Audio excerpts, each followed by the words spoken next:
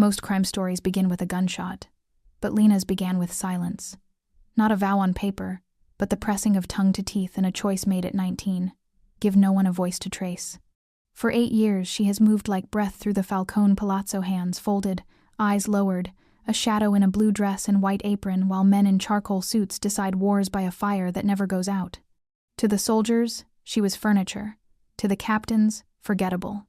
And to Don Alessio Falcone, she was no one at all. Lena had never meant to understand him. Not when she was nothing more than the mute girl who dusted his mantle. But recognition doesn't ask for permission, and her mind, calculating thing that it was, had mapped every line of conscience in a man she was supposed to hate. He never looked her way, and that was how it had to be. Because Lena wasn't just a servant. She was a hunter hidden in plain sight. And her silence wasn't a disability, it was a weapon. To speak would register her voice print in the system, make her searchable, traceable, owned. To stay mute meant living unindexed in a house of eyes, free to gather the evidence that would destroy her father's killer. So perhaps this is not a crime story at all, but something older, crueler, more patient. A tale of cameras and clockwork, of surveillance and sacrifice, of a girl who gave up her voice not for love, but for justice 8 years overdue.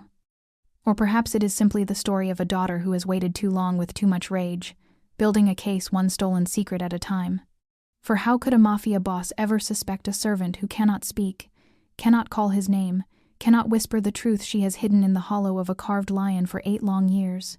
How could he ever see what's been right before him all along?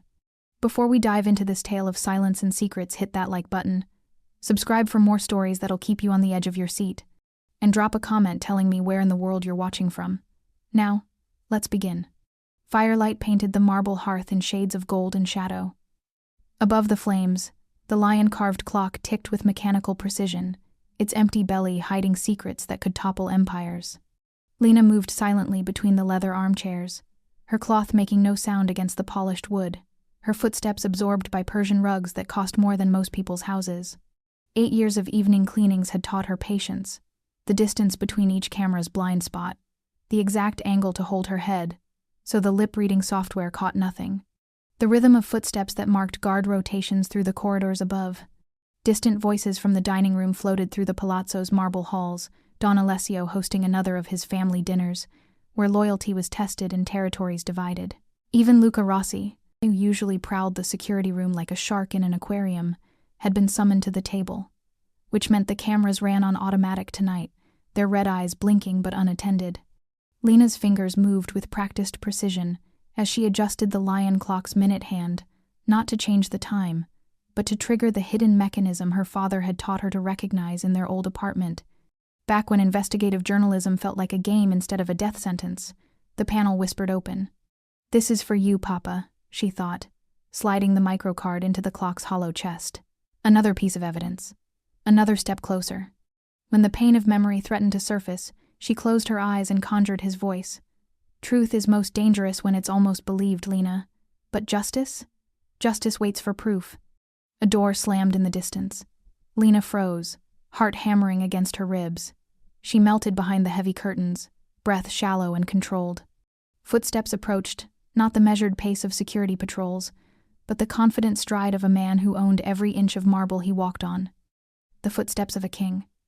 Don Alessio entered his private study, and Lena's world contracted to the space between heartbeats. In the firelight, his silver hair gleamed like polished steel, his charcoal suit immaculate despite the late hour. He moved with the careful grace of a predator at rest, dangerous even in solitude. This wasn't the first time she had observed him here. In 8 years of silent watching, she had learned to read the language of his shoulders, the slight tension when territory disputes arose, the way his jaw tightened when forced to choose between mercy and example-making. The study was her most dangerous hunting ground. Yet she returned night after night for one reason: to understand the enemy. How many nights had she imagined stepping from the shadows? How many times had she rehearsed the conversation where she revealed herself daughter of Daniel Charles, the journalist he'd had murdered? Her fingers itched to press the poker to his throat and demand answers. But she had learned patience in a house of watchers. Learned that vengeance served cold was vengeance served complete. Sometimes the waiting became a physical ache, a hollow burn beneath her ribs that never faded. To be so close to her father's killer yet bound by strategy and silence. To see his moments of unexpected kindness, gold coins to aging staff, personal training sessions with young guards, and feel her hatred complicate into something more dangerous. Understanding. Her pulse quickened as another set of footsteps approached. A familiar voice cut through the silence. Don Alessio. Luca Rossi entered the study, his sharp features made sharper by the dancing shadows. Lena knew that face well from her surveillance, the underboss, whose signet ring had tapped against her father's camera lens in the final footage, sealing his fate. "I requested privacy, Luca," Alessio said without turning from the fire. "Of course, but the commission sent word." Luca's voice carried the smooth menace of a man who traded in other people's secrets. "They're growing concerned about security. Too many ears in this house, they say." Lena's blood went cold. "They know. The commission sees threats in morning coffee," Alessio replied, but his tone had shifted alert now, calculating. "Perhaps. Or perhaps they're right to worry." Luca stepped closer, his voice dropping. "A maid who never speaks, yet somehow knows exactly where to clean and when. Servants who've worked here for years but leave no digital footprint. Don't you find it curious?" The words hit Lena like ice water. Her cover, so carefully constructed, was unraveling. "What are you suggesting?" Alessio asked, finally turning from the fire. In the flickering light, his gray eyes looked carved from stone. "I'm suggesting," Luca said, producing a tablet from his jacket, "that it's time for a comprehensive review of household staff, starting with a voice analysis of every person who works in this building." The tablet's screen glowed between them, showing surveillance footage, servants working, cleaning, moving through halls. And there, in the corner of one frame, was Lena herself, frozen in the act of adjusting something near the mantel clock. Her heart stopped. "Interesting," Alessio murmured, studying the image. "And what exactly would you be looking for in this analysis?" Luca's smile was winter sharp. "Ghosts, Don Alessio. Sometimes the most dangerous enemies are the ones who've been standing right beside you all along." The footage froze on Lena's face, captured in profile as she reached toward the mantel clock. In the firelight of Alessio's study, the image looked like a Renaissance painting servant girl in blue, forever caught in the act of devotion or betrayal. "Run the analysis," Alessio said quietly. "All staff. Tomorrow." Luca's smile was a blade in the dark. "It will be my pleasure." The panopticon lived 3 floors below the palazzo's marble heart, in a bunker that had once stored wine and now harvested secrets. Luca descended the spiral staircase like a priest approaching his altar, keycard dancing between his fingers. The steel door recognized his biometrics and whispered open. Inside, the air hummed with digital hunger. Wall-mounted screens sliced the palazzo into 1,000 fragments: hallways, bedrooms, kitchens, bathrooms.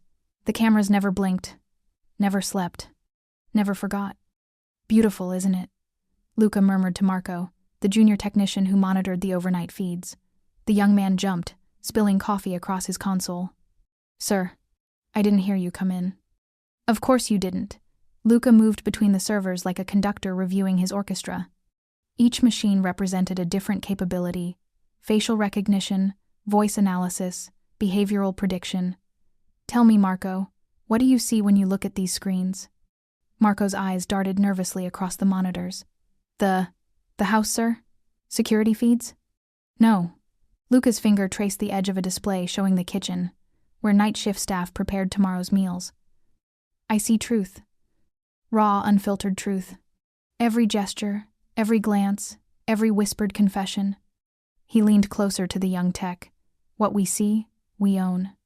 The software worked constantly in the background, tagging faces, cataloging voices, building profiles from fragments of captured humanity. Luca had spent years perfecting the algorithms, teaching machines to recognize the tells that betrayed guilt, desire, rebellion. "Pull up the servant behavioral analysis," he commanded. "I want to see movement patterns for the last 6 months." Marco's fingers flew across the keyboard.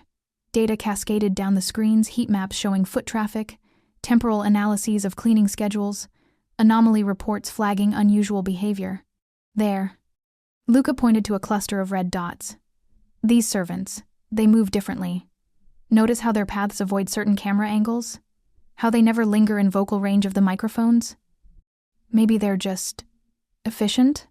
Luca's laugh was winter cold. "Efficiency is routine, Marco. This is performance art." Lena had learned the palazzo's rhythms the way a musician learns scales through endless, patient repetition. 5 steps from the kitchen doorway to the camera's blind spot. Turn left at the Caravaggio, face angled 15 degrees down to defeat the lip-reading software.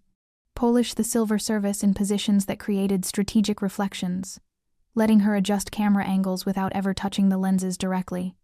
The morning cleaning began before dawn, when the overnight guards grew sleepy, and the automated systems ran their diagnostic cycles. Lena moved through the corridors like smoke, her cartwheels wrapped in felt to muffle sound, every motion calculated to register as background noise. In the blue drawing room, she paused beside an ornate mirror. The glass reflected not only her face but also the camera mounted in the corner behind her. Using the silver serving tray in her cart, she created a secondary reflection, one that let her see the camera's LED status light, while appearing to simply polish the mirror's frame. Red meant recording, green meant standby. She waited for green, then moved the tray precisely 3 inches, creating a light flare that would trigger the camera's automatic adjustment. The lens tilted away from the door just enough to create a gap in coverage that would last exactly 4 minutes before the next calibration cycle. 4 minutes to cross the hall unseen. 4 minutes to service the room where Alessio met with his confessor every Tuesday morning, the one space in the palazzo where cameras were forbidden. She had tested Alessio's moral boundaries carefully over the years, watching him enforce rules that even Luca questioned. No cameras in children's bedrooms, no audio recording in the private chapel, no surveillance during confession. These boundaries fascinated her, cracks in the armor of a man who claimed to own every secret in Rome. Boundaries are where empires crack, her father had written in his final notes. Find the line they won't cross, and you'll find their weakness. Dawn broke gray and cold over the Tiber as Lena crossed the Ponte Fabrizio, her morning marketing basket swinging innocently at her side. To any observer, she was simply a servant running early errands, buying bread from the bakery that opened before sunrise, selecting flowers from the vendor who set up his stall in darkness. The dead drop was hidden beneath the bridge's 3rd stone from the eastern arch, a cavity that had held secrets since the Renaissance. Her fingers found the waterproof pouch, extracted the message within, and left her own package in return, a duplicate microcard containing yesterday's recordings. The note was brief, written in the code her father had taught her. D.C.'s story confirmed. Order didn't come from the crown. Look to the hand that wears the ring. Lena's pulse quickened. For 8 years she had assumed Alessio had ordered her father's death. The evidence pointed to the Falcone family. The method bore their signature. But if the order hadn't come from Don Alessio himself? She thought of Luca's signet ring tapping against her father's camera lens in that final footage. The underboss who had built the panopticon, who traded in information like other men traded in gold. Truth is most dangerous when it's almost believed. Her father's voice echoed in her memory. They had been sitting in his study the night before he died, surrounded by photographs and documents, building the case that would cost him his life. People will kill to protect a lie that's 90% exposed, but they'll move heaven and earth to bury a truth that's about to see daylight. She tucked the message into her apron and began the walk back to the palazzo, her mind racing with new possibilities. If Luca had acted without Alessio's knowledge, if he had built his surveillance empire on a foundation of unauthorized murders, then the Don himself might be an unwitting pawn in his underboss's game. The irony was sharp enough to cut.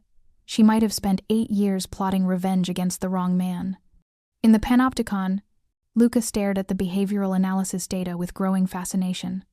The patterns were subtle but unmistakable servants, who somehow knew exactly when cameras would be offline, who never quite looked up when passing motion sensors, who moved through the palazzo like they owned a blueprint of its electronic nervous system. "Sir?" Marco ventured. "Should I flag these for individual investigation?" "Not yet." Luca's eyes moved from screen to screen, watching the palace wake to another day. Patterns this sophisticated don't develop overnight.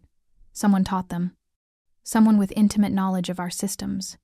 On the monitor showing the kitchen, a maid in a blue dress moved efficiently between the counters, never once glancing toward the camera that tracked her movements.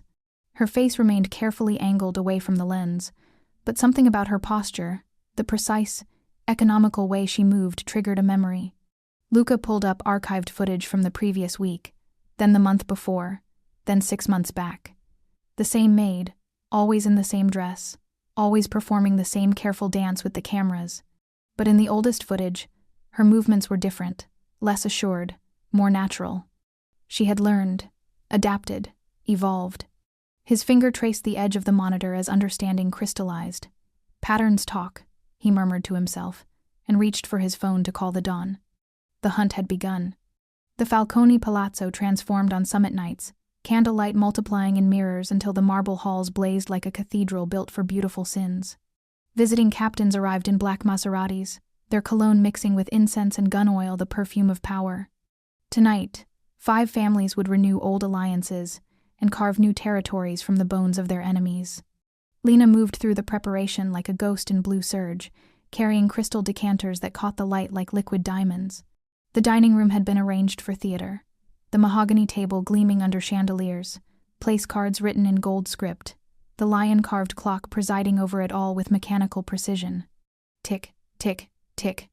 Each second marked another step toward midnight, when toasts would be made and blood oaths renewed. She had observed this ritual for 8 years, always from the shadows, always silent, always cataloging the hierarchy of gestures that governed men who governed through fear. But tonight felt different. Tonight, the very air seemed to hum with anticipation. Alessio stood before the great mirror in his dressing room, adjusting platinum cufflinks that had belonged to his grandfather. The reflection showed a man carved from marble and dressed in midnight charcoal wool, perfectly tailored, silver hair swept back with military precision. He looked like a king preparing for war. Which, in many ways, he was.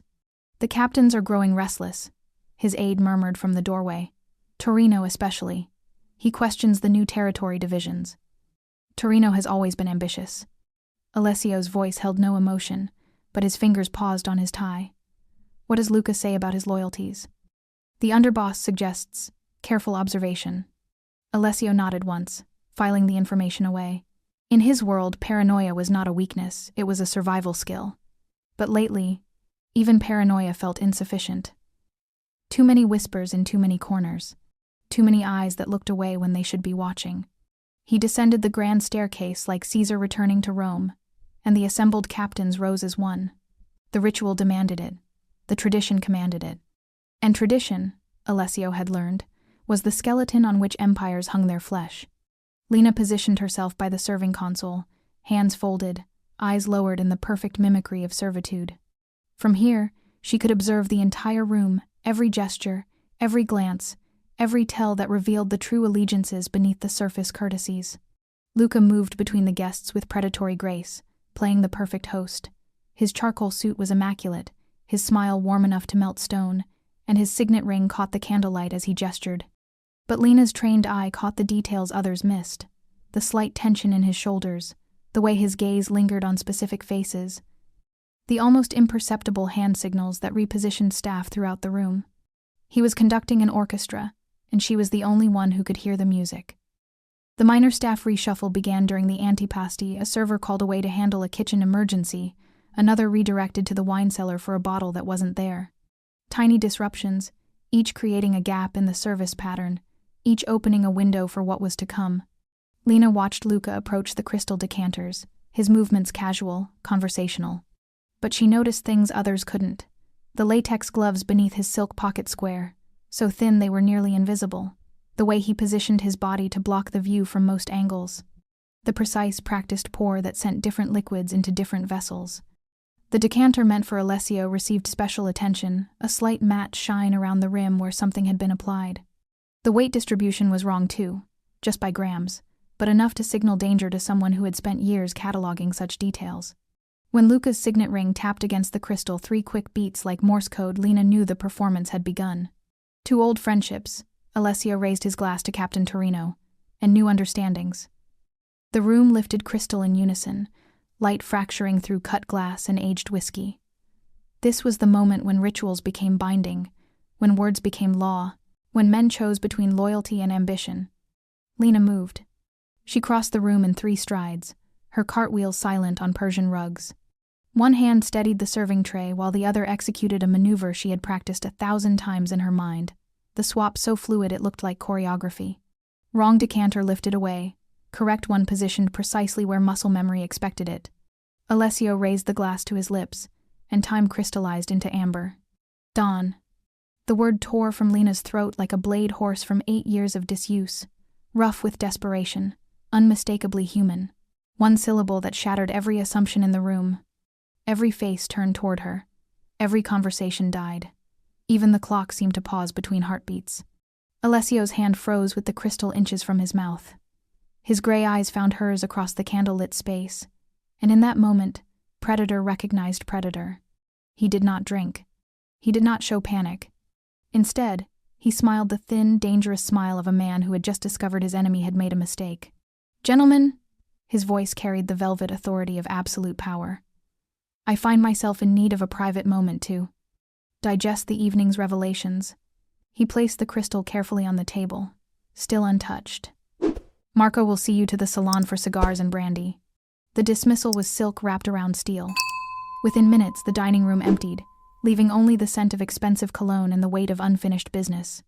The study felt smaller with just the two of them, predator and prey, locked in a space where firelight painted everything in shades of gold and shadow. Alessio dismissed even his bodyguards with a gesture, creating a privacy that felt more dangerous than any crowd. 8 years, he said, settling into the chair across from where Lena stood. 8 years of silence, and you choose tonight to find your voice. His fingers steepled before his face. "Tell me, how does a woman who cannot speak know when to stop a toast?" Lena pressed her lips together, dropping back into the role that had kept her alive, but her pulse hammered against her throat, and she knew he could see it. "Interesting." Alessio leaned back, studying her like a chess problem that had suddenly revealed new possibilities. "You saved my life, and now you return to silence. Some might call that loyalty, others might call it calculation." He rose from his chair, moving to the fireplace where the lion clock ticked its mechanical heartbeat. "I wonder which you are." The flames danced between them, casting shadows that made everything look like conspiracy. "Here's what will happen," Alessio said, his voice soft as silk and twice as dangerous. "You will stay in my shadow until I decide what you are, close enough for me to watch you, close enough for you to watch me." His gray eyes caught the firelight like steel. "Because anyone who can see death coming in a crystal glass, well, such vision deserves careful study." The command settled around her like a noose disguised as jewelry, beautiful, inescapable, and perfectly crafted to tighten with any wrong move. The game had changed, and Lena was no longer hunting from the shadows. She was prey walking willingly into the light. The transformation from invisible servant to visible shadow happened overnight, but felt like stepping into sunlight after years underground. Lena stood half a pace behind Alessio as he descended the grand staircase. Her reflection multiplied in the mirrors that lined the walls, a woman in blue serge walking beside power incarnate. She poured his morning espresso with hands that had memorized the precise angle he preferred, stood sentinel by the hearth as he conducted meetings with men who controlled shipping routes and election outcomes. Every gesture was measured, every breath calculated to register as background noise in a world where attention could kill. But Alessio was watching, always watching. The first test came disguised as routine. During a conference call with the captains, Alessio mentioned a name, Torino's lieutenant, supposedly meeting with federal prosecutors. He watched Lena's reflection in the silver coffee service, searching for the flicker of recognition that would betray insider knowledge. She gave him nothing, not a blink, not a pause in her methodical dusting of the mantle. But when he glanced at the call's transcript later, he found a single coffee ring on the page directly over Torino's name. Coincidence?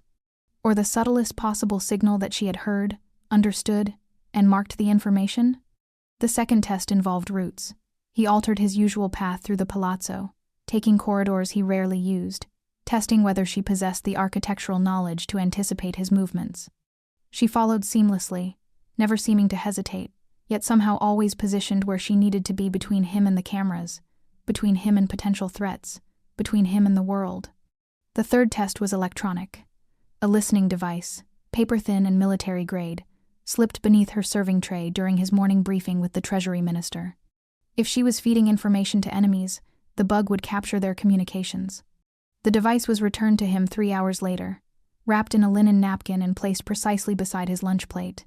When he examined it, he found it had been deactivated with surgical precision, not destroyed, but gently neutered, as if by someone who understood both its capabilities and its vulnerabilities. Respect began to germinate in the spaces between his suspicions. He caught her on a Tuesday morning, during his weekly meeting with Cardinal Benedetti about the Vatican's charitable contributions. The old priest was discussing Swiss bank accounts when Alessio noticed Lena's reflection in the polished silver tray she carried. Her movements were art, lifting the tray to catch the light from the window, creating a reflection that allowed her to see the security camera mounted behind his desk. With microscopic adjustments to the tray's angle, she guided a beam of sunlight directly into the camera's lens, forcing it to auto-adjust its position away from the cardinal's face. The entire maneuver took perhaps 3 seconds, performed while she appeared to simply polish the tray's surface. "You see the eyes in the walls," Alessio murmured after the cardinal left, his voice pitched for her ears alone. "So do you," she thought but did not say. Instead, she met his gaze with steady brown eyes that held secrets like water holds light, visible but untouchable. Something shifted in the space between them. Not trust exactly, but recognition. Predator acknowledging predator.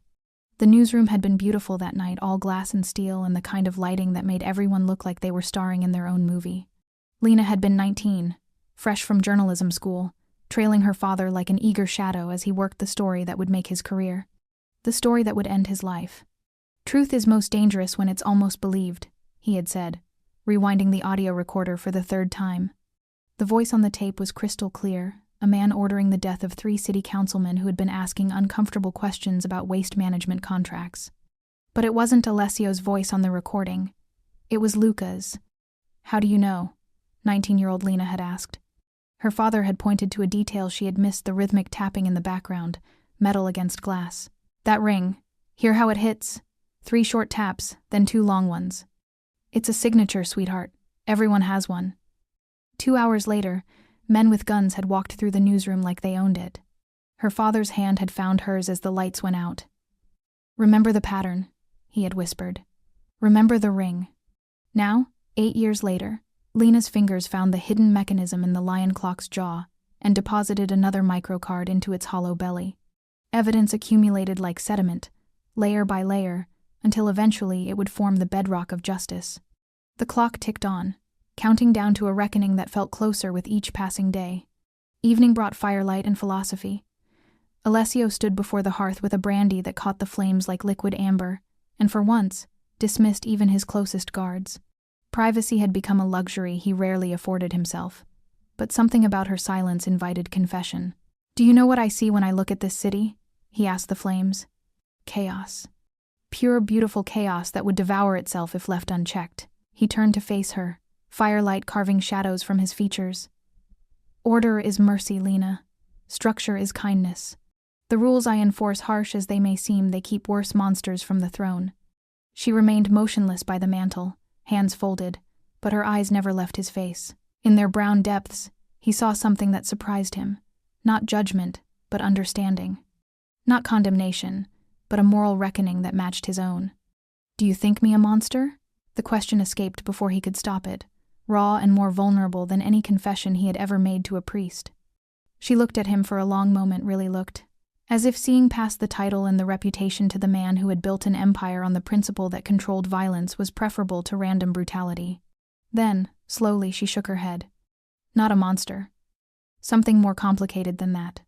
Relief and something dangerously close to affection bloomed in his chest. In the security room 3 floors below, Luca watched the infrared feed from the study and felt ice form in his veins. The Don and his pet Maid, standing by the fire like characters from a painting, sharing a moment that looked uncomfortably like intimacy. "The Don is growing sentimental," he whispered to Captain Marquez, who had lingered after the evening briefing. 8 years of silence, and now she has his ear. "It's concerning." Marquez shifted uncomfortably. "What do you suggest?" Luca's smile was winter sharp. Patience and preparation.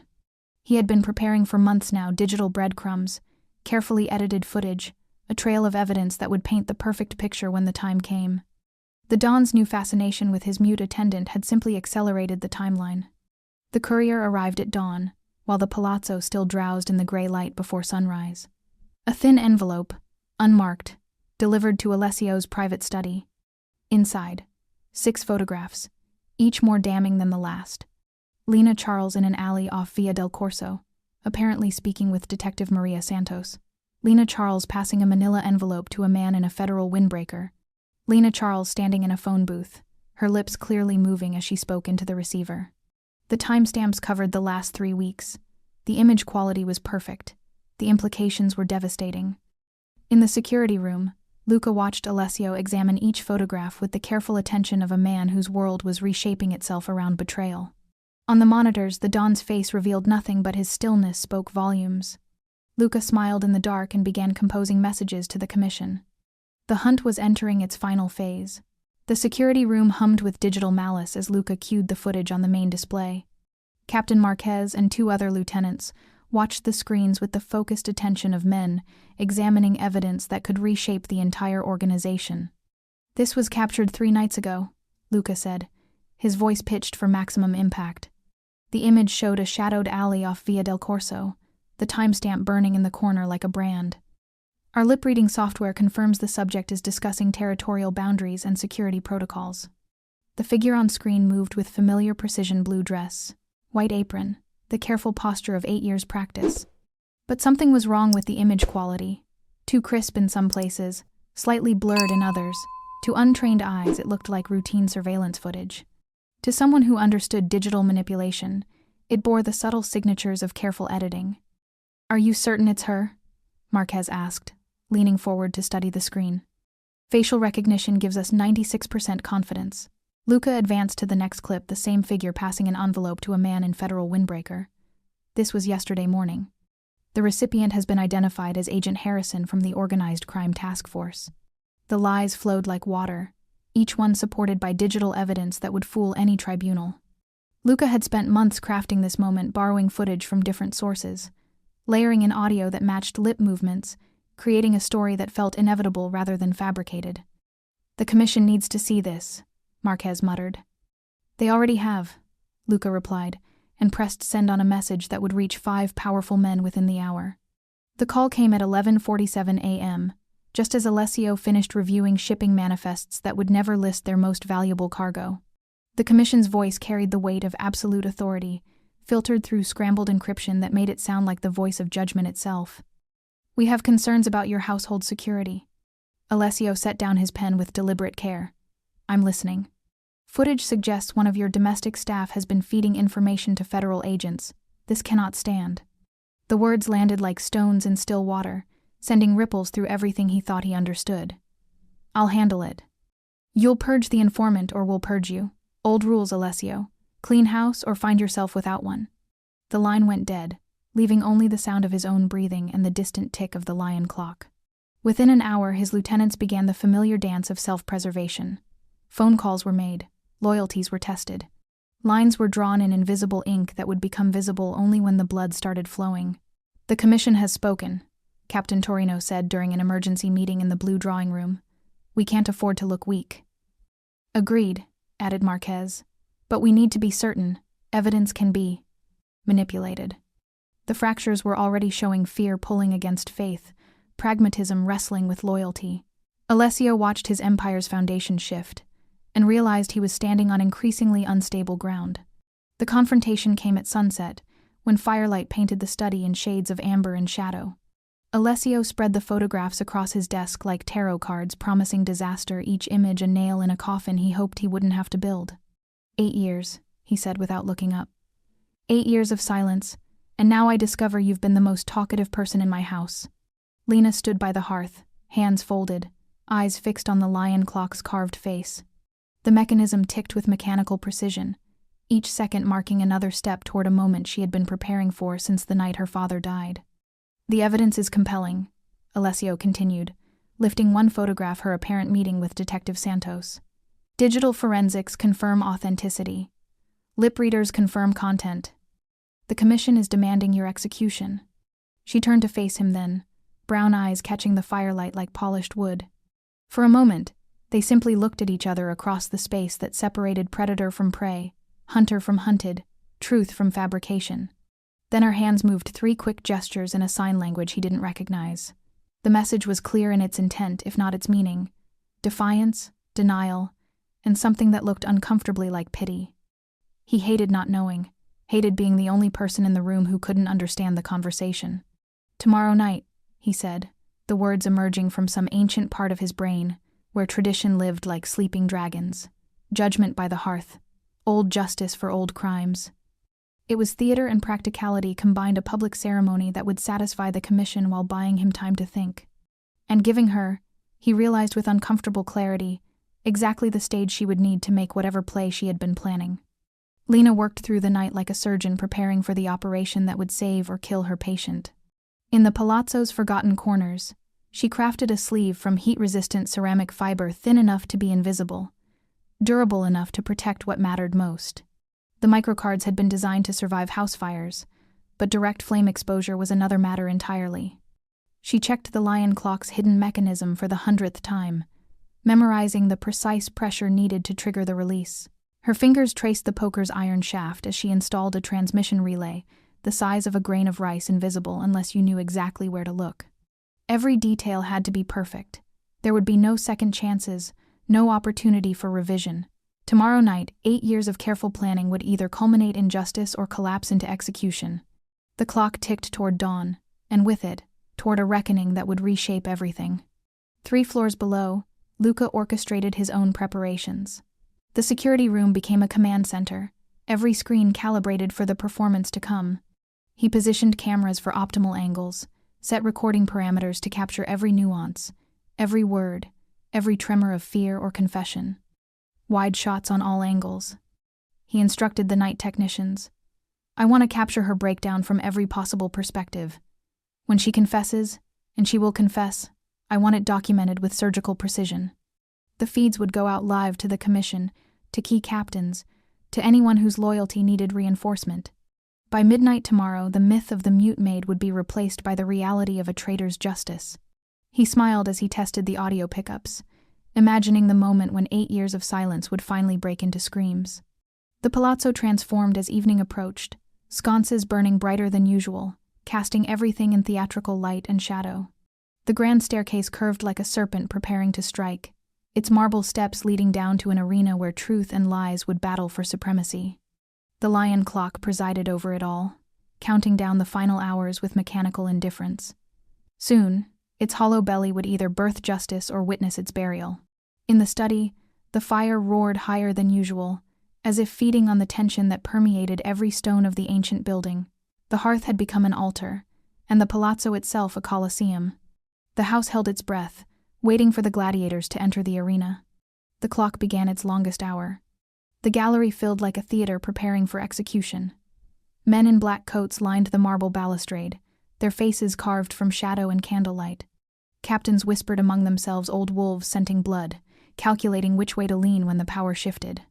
The fireplace roared like a hungry god, its flames reaching toward the lion clock that presided over the scene with brass-eyed indifference. Tick, tick, tick. Each second hammered against marble silence, marking time until tradition demanded its sacrifice. Lena stood in the center of it all, a figure in blue serge surrounded by a constellation of predators. Her hands were folded, her eyes downcast, but every nerve in her body hummed with the electric awareness of a trap about to spring. Above them, the lion clock's second hand moved like a blade counting down to midnight justice. Luca descended the grand staircase with the ceremonial weight of a prosecutor approaching his greatest case. In his hands, a tablet glowed with evidence that would end a life or appear to. Behind him, wall-mounted screens flickered to life, displaying the palazzo's surveillance network for all to witness. 8 years, he began, his voice carrying the authority of absolute conviction. 8 years this woman has walked among us, invisible, trusted, mute. He touched the tablet, and the first image filled every screen, grainy footage of a figure in servant's dress lingering near a doorway. But silence, as we have learned, can be the loudest lie of all. The montage began. Lena touching camera housings during her cleaning rounds, apparently adjusting angles. Lena pausing in corridors where sensitive conversations took place. Lena in the alley with Detective Santos, her lips clearly moving in animated conversation. Each image was damning. Each clip was perfectly fabricated. Each lie was wrapped in just enough truth to feel inevitable. She has been the eyes and ears of our enemies. Luca continued, his performance flawless, recording our secrets, mapping our routines, feeding intelligence to those who would destroy everything we have built. Murmurs rippled through the gallery. Heads turned. Loyalties began their familiar dance of self-preservation. Alessio stood before the hearth like a magistrate carved from stone, his gray eyes reflecting firelight and judgment in equal measure. He looked first at Luca, the underboss he had raised from street enforcer to the architect of their surveillance empire. Then at Lena, the maid who had saved his life and shattered 8 years of assumptions with a single word. 2 people he thought he knew. 2 versions of truth that could not coexist. In the space between them, he saw the future of his empire hanging like smoke over flames. "The evidence appears compelling," he said, his voice pitched to carry through the gallery. "But in this house, we do not act on appearances alone. We act on certainty." His hand rested on the butt of his pistol, not a threat, but a promise. When the truth emerged, justice would be swift and absolute. "Luca Rossi," he commanded, "present your final evidence." The tablet screen shifted to show the security room's crown jewel, audio analysis of the alley conversation, broken down syllable by syllable. Luca's lip-reading software had decoded every word: territorial boundaries, security protocols, shipping schedules, a feast of intelligence served to federal prosecutors on a silver platter. "Her own words condemn her," Luca said, producing a chrome-plated pistol from his jacket. The weapon caught the firelight like a mirror reflecting judgment. "The commission demands old justice. The sentence is death." He raised the gun with ceremonial precision, its barrel finding Lena's heart with practiced ease. Around the gallery, men in black coats leaned forward, scenting the moment when betrayal met its inevitable end. "Kneel," Luca commanded. Instead, Lena lifted her chin. "Time," she said. Her second word in 8 years rang through marble silence like a bell tolling midnight. Before anyone could react, she spun toward the hearth and drove the iron poker under the lion clock's carved jaw with surgical precision. The hidden panel whispered open. Chaos erupted in fragments of light and sound. Lena's hand plunging into the lion's hollow belly, extracting microcards that glowed like scales in the firelight. The cards arcing through air toward flames that had been waiting 8 years to receive them. Luca's pistol swinging toward her, his perfect performance cracking into animal panic. The microcards hitting fire and not burning but blazing, their ceramic coating designed not for destruction but for broadcast. Every screen in the palazzo exploding into light as the hearth's hidden transmitters fed the estate network with 8 years of accumulated evidence. Cut to security room, screens cascading with footage, a technician screaming. Cut to gallery, captains recoiling as monitors filled with their own crimes. Cut to Luca's face, white as bone, watching his empire burn in real time. The feeds were devastating. Bedrooms where wives wept over blackmail photos. Boardrooms where murders were planned with corporate efficiency. Luca's voice ordering hits, his signet ring tapping against camera lenses, his signature on violence that had never carried Alessio's authority. And there, crystal clear in high definition, the newsroom massacre. Luca giving orders. Luca's ring tapping the final beat. Luca building his surveillance empire on a foundation of unauthorized corpses. "Impossible," Luca whispered, but his voice was lost in the avalanche of his own recorded crimes. The pistol in his hand swung wild as allegiances snapped like overstressed cables. Captains who had stood with him moments before began edging toward the exits. Guards reached for weapons, then hesitated, unsure which master to serve. He fired. The bullet took marble instead of flesh, Lena diving behind the massive hearth as stone chips exploded like shrapnel. But Alessio was already moving, his own weapon clearing leather with the fluid speed of a man who had survived 40 years in a world where hesitation meant death. The Don's shot took Luca in the shoulder, spinning him away from Lena and toward the grand staircase. Blood painted his perfect suit, and his chrome pistol clattered across marble like an accusation looking for a target. But Lena wasn't finished. The poker slammed into the security room's electromagnetic lock 3 floors below, its hidden relay frying circuits with electrical violence. Every screen in the house flickered, died, then blazed back to life, locked now in an endless loop of Luca's confession, his crimes playing on every monitor like a digital purgatory. The panopticon, built to watch others, turned its unblinking eyes on its creator and refused to look away. Smoke alarms wailed through marble halls as electrical fires bloomed in server rooms and junction boxes.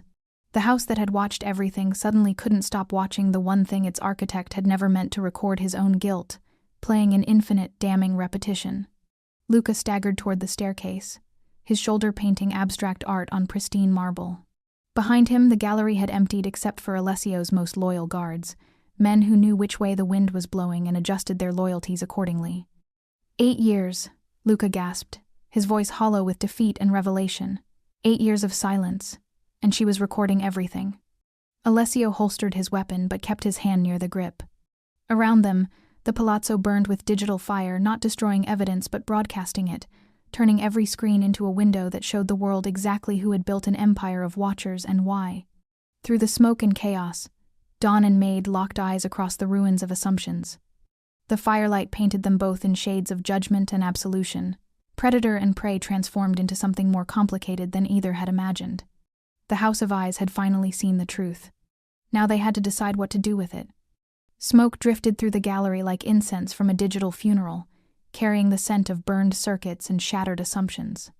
Through the gray haze, Alessio moved toward Lena with the deliberate precision of a king crossing a chessboard, each step calculated, inevitable, carrying the weight of judgment that had ruled empires and toppled dynasties. Behind him, screens continued their relentless testimony, Luca's voice echoing from every speaker in an endless confession that turned the palazzo into a cathedral of guilt.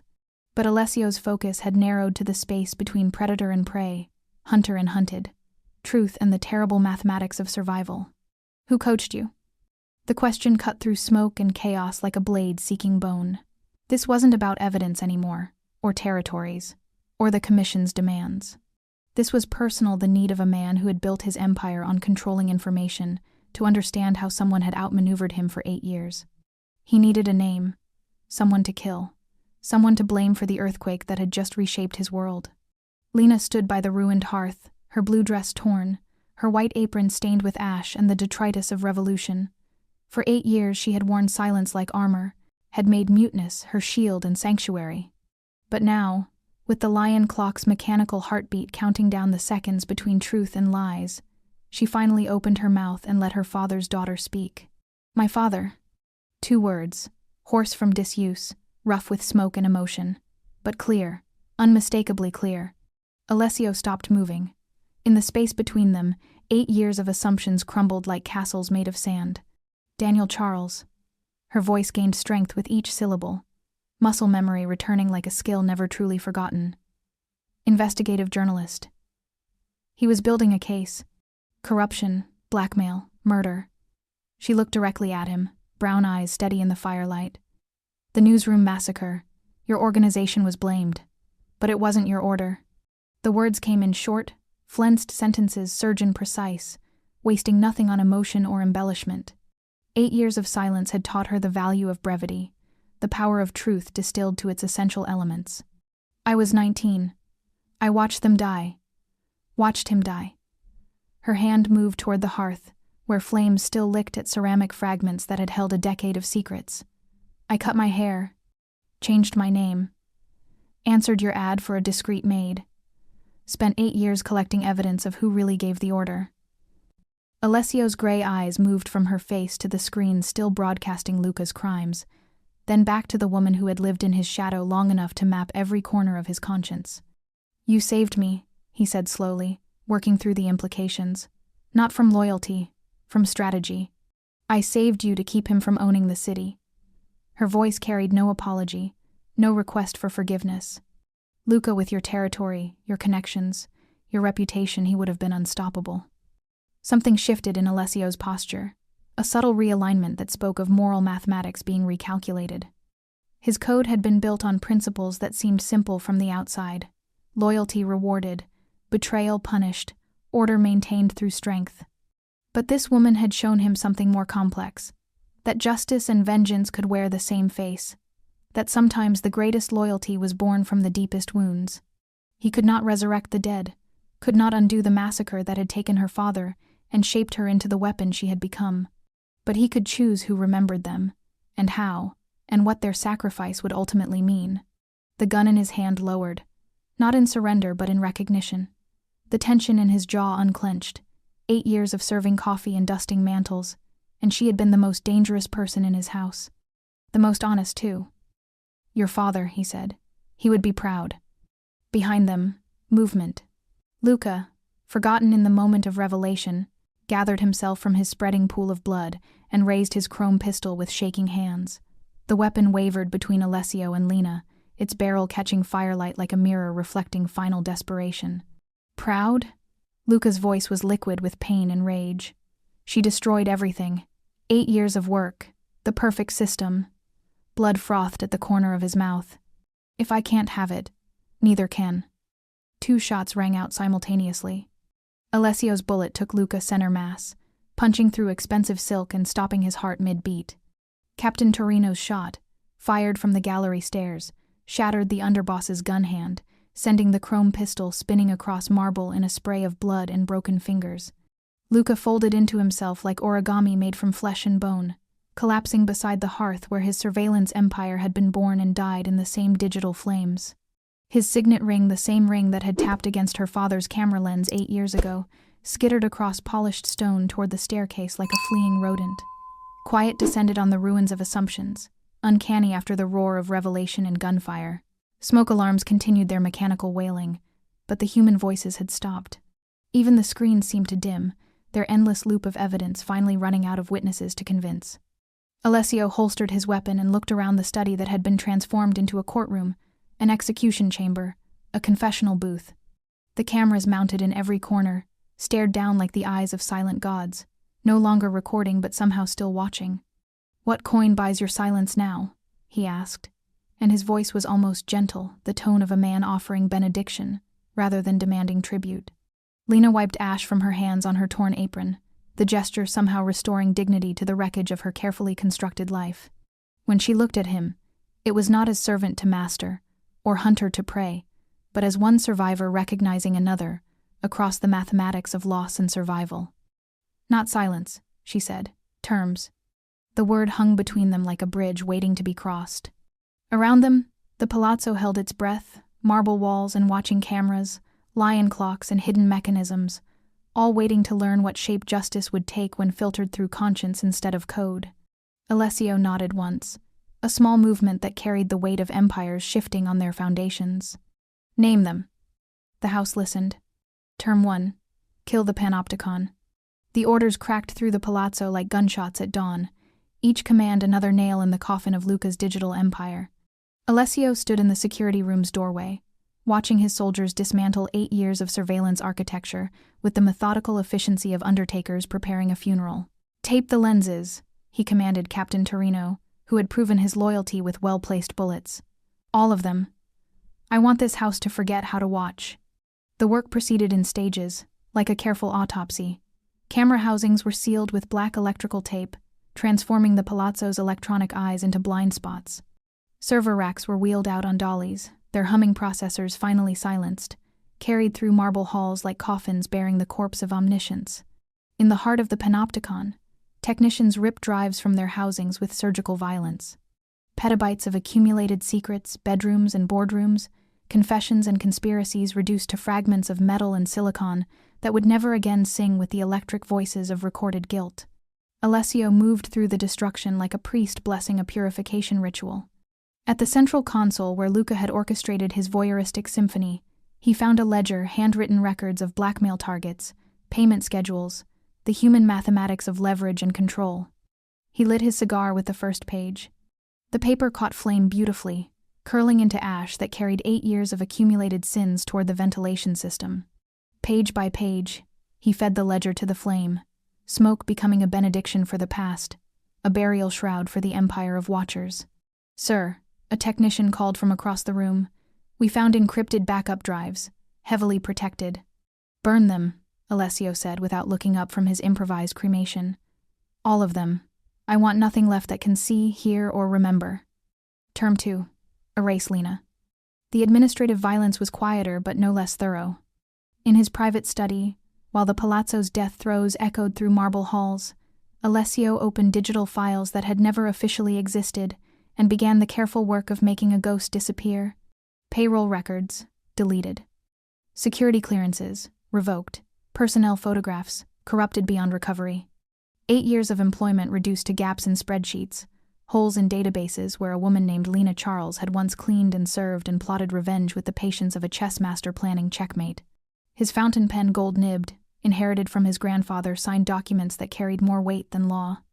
A passport, clean and untraceable, bearing a name that had never appeared in any criminal database. A severance payment generous enough to buy silence or start a new life, depending on how one chose to spend it. This was atonement, not charity. The mathematics of moral debt, calculated with the precision of a man who understood that some prices could never be fully paid. Term 3. Curate the truth. The commission convened at midnight, their faces flickering in the fireplace's dying light like judges assembled in digital purgatory. 5 powerful men reduced to pixels and encrypted voices, but their authority remained absolute. "Explain," came the voice from Rome. Alessio stood before the cooling hearth where revolution had been born in flames and microcards, choosing his words with the care of a surgeon selecting instruments. Luca Rossi built a surveillance empire without authorization, used it to eliminate rivals, frame enemies, accumulate blackmail material on family associates, including sitting members of this commission. Truth, filtered through political necessity. The commission needed a villain, and Luca made a perfect corpse to pin their collective guilt upon. "The evidence suggests extensive unauthorized operations," added the voice from Naples. "Relief evident even through encryption. Dangerous overreach." "He endangered us all," Alessio continued. "Built a system that could have been turned against any of our organizations. The threat had to be eliminated. They accepted the scapegoat because it was true. They embraced it because it was convenient." By dawn, Luca Rossi would be remembered as a rogue operator whose ambitions had outstripped his loyalty, a cautionary tale rather than a trusted lieutenant. History, written by the survivors. Captain Marquez made his move during the 3rd hour of destruction, thinking chaos provided opportunity. Lena spotted him in the security room's ruins, salvaging a relay box that had survived the purge. A digital seed that could grow into a new surveillance system given time and ambition. "Waste not, want not," he murmured, pocketing the device. She appeared beside him like smoke taking human form. "Give it to me." His hand moved toward his weapon, then stopped when he saw her eyes. 8 years of silence had taught her to communicate volumes without words. The message was clear. "I destroyed an empire tonight. Don't make me destroy you too." The relay box changed hands without further discussion. Lena connected it to a tablet, her fingers dancing across the interface with the skill of someone who had learned to speak the language of surveillance systems. A few keystrokes, and the device's circuits began generating heat that would soon become flame. "No more eyes," she told Alessio when he arrived to investigate the small electrical fire. "Not for anyone." He nodded once, understanding that some temptations had to be burned at the root. Dawn bled gray and gold through the palazzo's windows as they stood on the grand staircase, master and servant transformed into something more complicated by the alchemy of shared truth. The marble steps curved between them like a question mark, and the morning light painted everything in shades of ending and beginning. "I can offer protection," Alessio said, his voice formal but not cold. "Employment. A place in the new structure we'll build from these ashes." She looked at him across the space where 8 years ago she had walked as a stranger carrying forged references and a heart full of calculated hatred. Now she was. What? Enemy? Ally? Something that had no name in the vocabulary of organized crime. "Thank you," she said, and meant it. But no. He had expected the refusal, but some part of him, the part that had grown comfortable with her silent presence by the hearth, felt the mathematics of loss settling around his shoulders, like a coat tailored from loneliness. "One request," she added, stepping closer to the balustrade, where morning light caught the gold threads in her torn apron. "If you rebuild, build walls, not eyes. Privacy isn't weakness. It's the space where conscience lives." Through the palazzo's windows, Rome woke to another day in a city that had learned, temporarily at least, to live unwatched. Somewhere in the distance, a car engine idled patient, waiting, ready to carry ghosts toward new lives and old absolutions. Alessio's silhouette lingered by the dying fire as she descended the staircase one final time. At the service door where 8 years ago she had arrived with a lie and a mission, she paused. "Lena." Her name, spoken for the first time in his voice, carried the weight of recognition and farewell.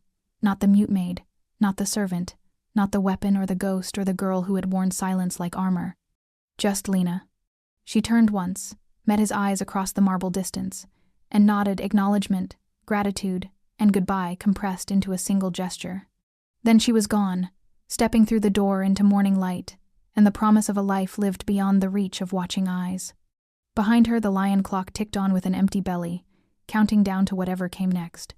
The city awakened differently that morning, blinking to consciousness as cameras throughout Rome flickered and died. Not all at once, Alessio's influence extended far, but not everywhere, but enough to create gaps in the digital web that had watched the Eternal City breathe for decades. Traffic cameras stayed dark at key intersections.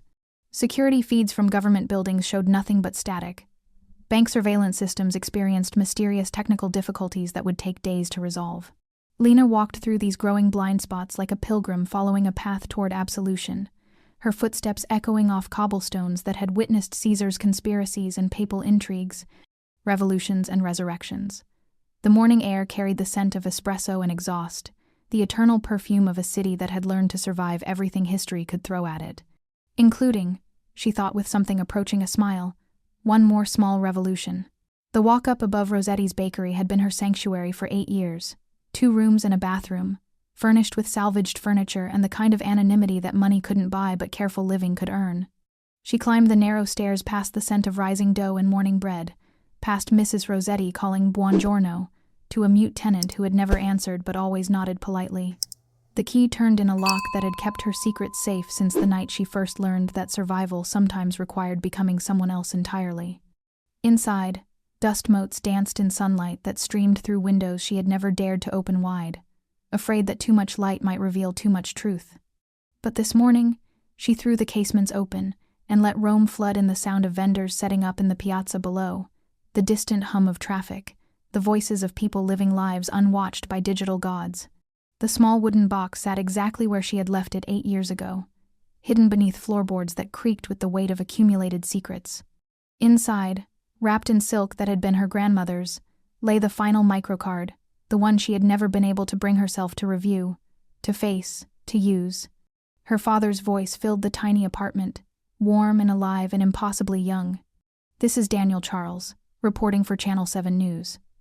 The story you're about to hear will challenge everything Rome thinks it knows about corruption in the highest levels of government. But first let me tell you about a man named Luca Rossi and how he built an empire on other people's secrets. The lead he never got to publish, the story that died with him in a newsroom that became a tomb.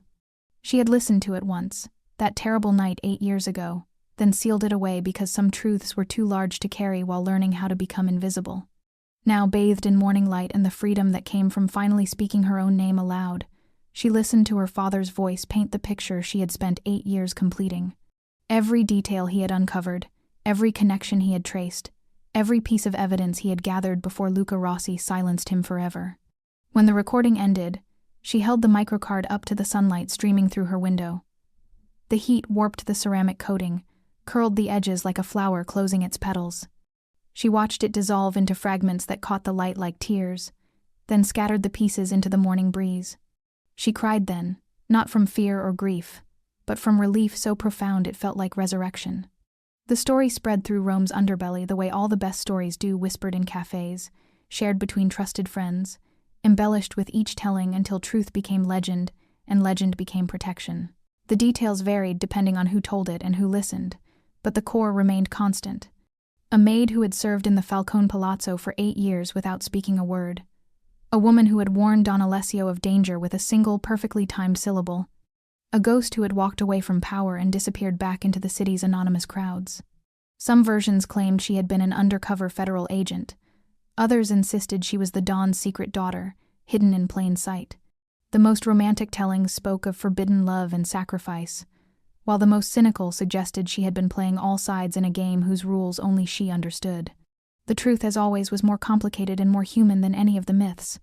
But myths served their purpose. They made it impossible for anyone to search for a mute maid who had never existed, a federal agent who had no file, a daughter who had no birth certificate linking her to the Falcone name. The story became her shield, more effective than any witness protection program. In a world where information was currency, she had become uncounterfeit, a legend too large to reduce to mere facts. Alessio stood before the cold fireplace in his study, morning light replacing the flames that had consumed so many secrets the night before. The lion clock presided over the marble hearth with its hollow belly and mechanical heartbeat, counting down to a future that would be different from the past. On his desk lay documents that would reshape the organization from its foundation, new rules written in the careful script of a man who had learned that some lines should never be crossed. No surveillance of domestic staff without cause and consent, no cameras in private spaces, no blackmail operations targeting family members or legitimate businesses. Privacy as policy, boundaries as strength rather than weakness. He signed each page with deliberate precision, his grandfather's fountain pen carrying the weight of institutional change. Some of his captains would resist. Some would see the new restrictions as weakness, vulnerability, an invitation for enemies to exploit. They would be replaced by men who understood that true power came not from watching everything, but from knowing when to look away. In his desk drawer, wrapped in black velvet, lay a single shard of Luca's signet ring, the piece that had broken away when the underboss fell beside the hearth. Not a trophy, but a thorn. A reminder of what happened when surveillance became obsession, when the watchers forgot they were human too. The morning ritual began without conscious thought. Alessio moved to the small sidebar where crystal decanters caught the light, measured coffee beans with the precision of someone who understood that details mattered, that small consistencies could anchor a world gone suddenly unstable. 2 cups. Always 2. Though he could not have explained why.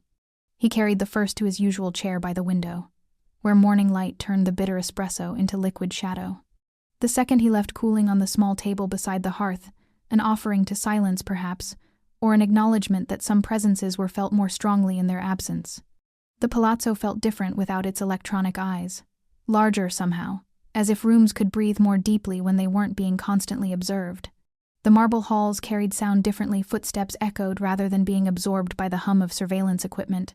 Conversations felt more natural without the unconscious awareness of digital eavesdroppers. He would govern differently because he had been seen, truly seen by someone who had refused to watch him like prey. Someone who had looked past the title and the reputation to the man who stood before his fire each morning and wondered whether order was worth the price of omniscience. The answer, he had learned, was more complicated than he had thought. Power without privacy was merely performance. Authority without boundaries was just tyranny with better suits. The lion clock's second hand moved with mechanical precision, but something had changed in its rhythm. Where once it had hammered each moment like a judge's gavel, now it whispered a heartbeat rather than a verdict, measuring life rather than counting down to death. Outside his windows, Rome woke to a day with fewer electronic eyes. Traffic moved more freely through intersections where cameras showed only static. Lovers met in parks where surveillance feeds had gone mysteriously dark. Children played in piazzas where the only witnesses were pigeons, and old men reading newspapers in languages that couldn't be digitally parsed. Inside the palazzo, a man who had built an empire on knowing everyone's secrets poured coffee for a ghost, and found himself strangely at peace with the mysteries that remained unsolved. The city breathed. The clock ticked. The fire had gone cold, but its warmth lingered in marble that had absorbed 8 years of careful observations, patient planning, and the kind of justice that could only be achieved by someone willing to sacrifice her voice to serve the truth. Somewhere in Rome, a woman who had been mute for 8 years hummed as she made breakfast in a kitchen filled with morning light. The sound was rusty, unpracticed, but unmistakably human, the voice of someone who had finally earned the right to make noise in a world that had learned, at least temporarily, to listen with fewer ears. The lion's belly was empty now, but its breath continued steady, measured, honest. A heartbeat for a city learning to live unwatched. The silence we choose to keep often speaks louder than the words we're desperate to say. If this story of secrets, surveillance, and the power of strategic silence captivated you, hit that like button. Let me know this tale of the mute maid and the watching lion resonated with your soul. Subscribe for more stories where the powerless find their strength in the shadows, where justice wears unexpected faces, and where sometimes the greatest weapon is knowing when to stay silent and when to finally speak. Drop a comment below and share what city or country you're reading from. I love seeing how stories of power and resistance travel across the globe, connecting us all in the universal language of human resilience. Share this story with someone who understands that the most dangerous people in any room are often the ones nobody bothers to really see. Because in a world full of watchers, sometimes the truest power belongs to those who choose what deserves to be witnessed and what deserves to burn. Until next time, remember, every silence has a story, and every story has the power to change everything.